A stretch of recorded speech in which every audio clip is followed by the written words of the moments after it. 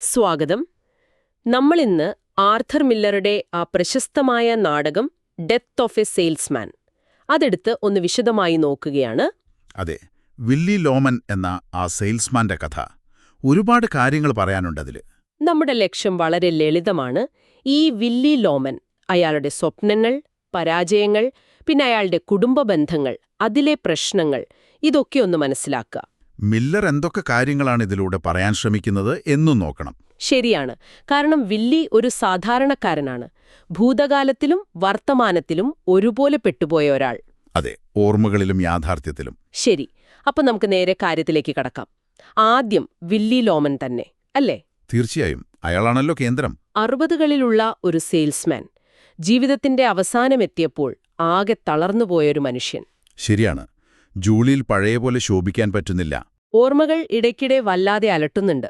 ചിലപ്പോൾ ഏതാണ് ഓർമ്മ, ഏതാണ് നടക്കുന്നതെന്ന് അയാൾക്ക് തന്നെ ഒരു പിടിയുമില്ല. ആഹാ. പക്ഷേ ഒരൊറ്റ കാര്യത്തിൽ അയാൾക്ക് നല്ല ഉറപ്പുണ്ട്.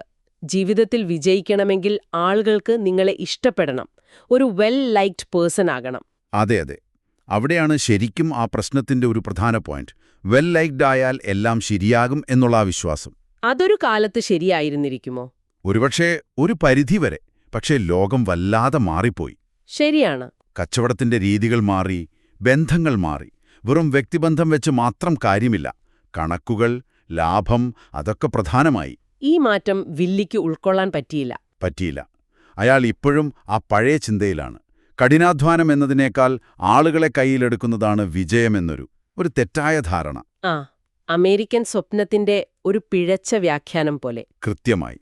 അതയാളുടെ ദുരന്തത്തിന്റെ ഭാഗമാണ്. അയാളുടെ ആ മാനസികാവസ്ഥ, അത് ശ്രദ്ധിച്ചിട്ടില്ലേ? ഒട്ടും സ്ഥിരതയില്ല.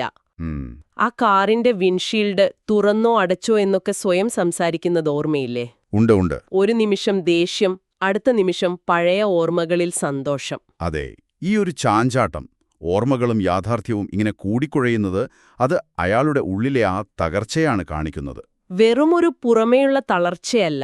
അല്ല, സ്വപ്നങ്ങൾ നഷ്ടപ്പെട്ട ഒരാളുടെ ആത്മാവ് തന്നെ തകരുകയാണ്. ശരിക്കും. അയാളുടെ ആ പഴയ ലോകം ഏതാണ്ട് ഇല്ലാതായി. ആ മാറ്റം ഏറ്റവും വ്യക്തമാകുന്നത് എപ്പോഴാണെന്ന് വെച്ചാൽ ആ പുതിയ ബോസുമായുള്ള സംസാരത്തിൽ, അല്ലേ? Howard Wagner. അതെ, വില്ലി ജോലി നിലനിർത്താൻ കെഞ്ചുകയാണ്. പക്ഷേ ഹൊവാർഡിനതൊരു വിഷയമേ അല്ല. ഒരു പരിഗണനയുമില്ലാതെ പിരിച്ചുവിടുന്നു. പഴയ സേവനമോ ഹൊവാർഡിന്റെ അച്ഛൻ ഫ്രാങ്ക് വാഗ്നറുമായി വില്ലിക്കുണ്ടായിരുന്ന ബന്ധമോ ഒന്നും അയാൾക്ക് പ്രശ്നമല്ല. അതെങ്ങനെ പ്രശ്നമാകും? ഹൊവാർഡിന്റെ ശ്രദ്ധ മുഴുവൻ ആ പുതിയ ടേപ്പ് റെക്കോർഡറിലല്ലേ? അതാണ് രസം.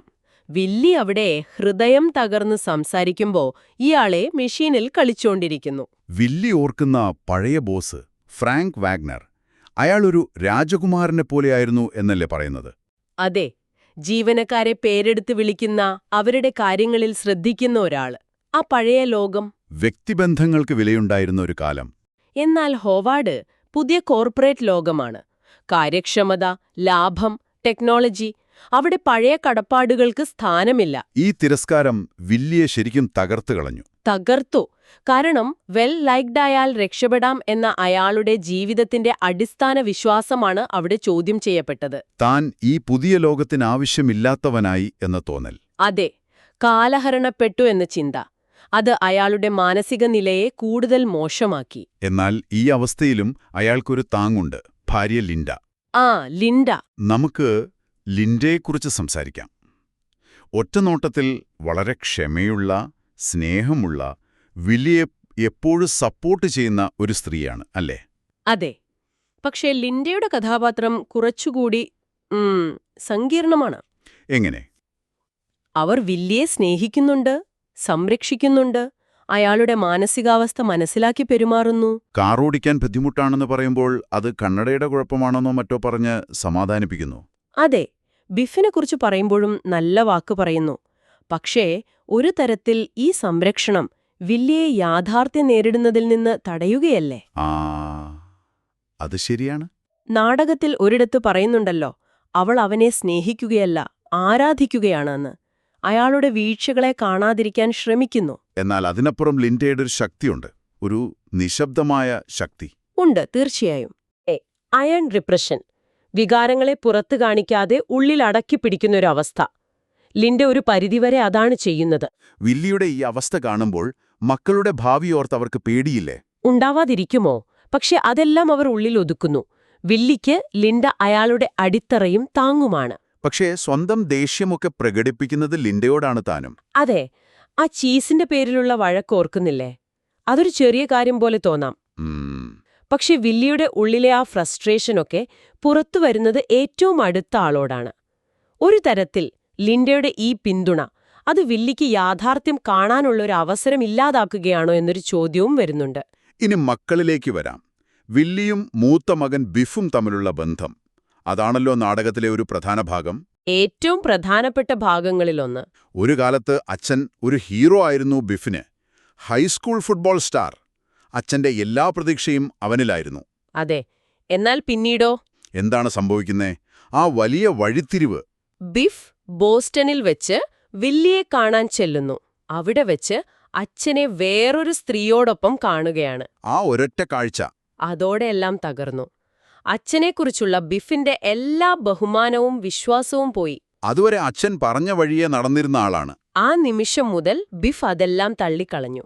അച്ഛന്റെ ജീവിതം തന്നെ ഒരു കള്ളത്തരമാണെന്ന് അവൻ തിരിച്ചറിയുന്നു. ഈ തിരിച്ചറിവ് ബിഫിന്റെ ജീവിതത്തെ വല്ലാതെ ബാധിച്ചു. തീർച്ചയായും. പഠിത്തം നിന്നു, നല്ല ജോലിക്ക് ശ്രമിച്ചില്ല, ഒരിടത്തും ഉറച്ചു നിൽക്കാൻ പറ്റാത്തൊരവസ്ഥ. ഇപ്പോ 34 വയസ്സായിട്ടും ഒരു സ്ഥിരമായ ജോലിയോ ജീവിതമോ ഇല്ല. ഇത് വില്ലിയെ വല്ലാതെ വിഷമിപ്പിക്കുന്നുണ്ട്. ഉണ്ട്. വില്ലിക്കത് സഹിക്കാൻ പറ്റുന്നില്ല. തന്റെ കഴിവുള്ള മകൻ ഒരു സാധാരണ കൃഷിപ്പണിക്കാരനായി ജീവിക്കുന്നത് അയാൾക്ക് അംഗീകരിക്കാൻ കഴിയില്ല. അതൊരു പരാജയമായിട്ടാണ് വില്ലി കാണുന്നത്. അതെ, ബിഫ് അവന്റെ ജീവിതം പാഴാക്കുന്നു എന്ന് അയാൾ കരുതുന്നു. അതുകൊണ്ടുതന്നെ അവരുടെ സംസാരം എപ്പോഴും വഴക്കിലാണ് എത്തുന്നത്. കാരണം അവർ 2 ലോകങ്ങളിലാണ്. ശരിയാണ്. ബിഫ് യാഥാർത്ഥ്യത്തെക്കുറിച്ച്, ആത്മാർത്ഥതയെക്കുറിച്ച് സംസാരിക്കാൻ ശ്രമിക്കുന്നു. വില്ലിയാണെങ്കിൽ പഴയ ഓർമ്മകളിലും സ്വപ്നങ്ങളിലും അഭയം തേടുന്നു. ബിഫിന്റെ ചോദ്യങ്ങൾ വില്ലിയുടെ ആ മിഥ്യാബോധത്തെ തകർക്കാൻ ശ്രമിക്കുകയാണ്. അതെ, ആ കോട്ടയെയാണ് ഇടിക്കാൻ നോക്കുന്നത്. ഇനി രണ്ടാമത്തെ മകൻ ഹാപ്പി. അയാളുടെ കാര്യമോ?